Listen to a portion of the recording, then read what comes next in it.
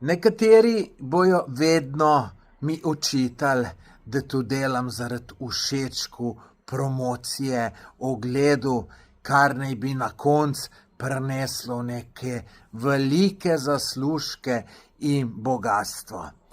Naj vas potolažim, da od tegale ni noben zaslužek, ampak je izguba. Dobim nekaj plačanega od YouTube ogledu, ampak z vsem, kar to delam, je veliko več stroškov kakor zaslužka, brez da štejem moj čas.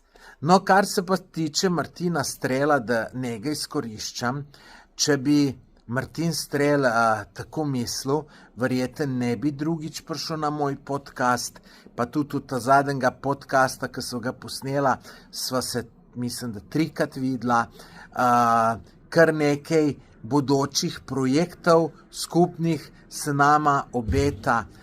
Jaz sem se Martinu Strelu javil, da mu grem na svoje stroške, da hodim z njim, pa sem mu neke vrste osebni fotograf, snemalec, tako da to je bil že namen, da greva skupaj v Moldavijo, pa je organizator ta dogodek preklical.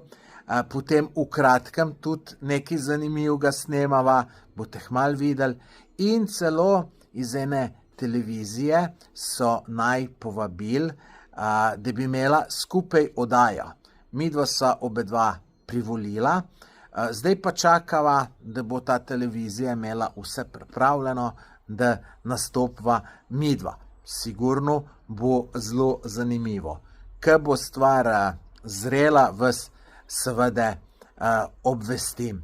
Tako da, ja, z Martinom Strelom se midva zelo dobro ujameva, tako da nobene skrbi, da bi kdo koga izkoriščal, ne.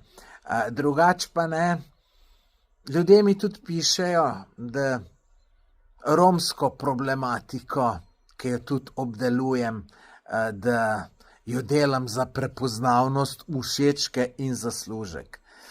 Glejte, malo je ljudi, ki ima to jajca delati, s tem si nakopavam samo probleme, Bog ve, kaj se mi lahko zaradi tega naredi, tako da, če mislite, da tako, pač mislite, ne, ampak rad bi koga drugega videl, ki se upa to delati.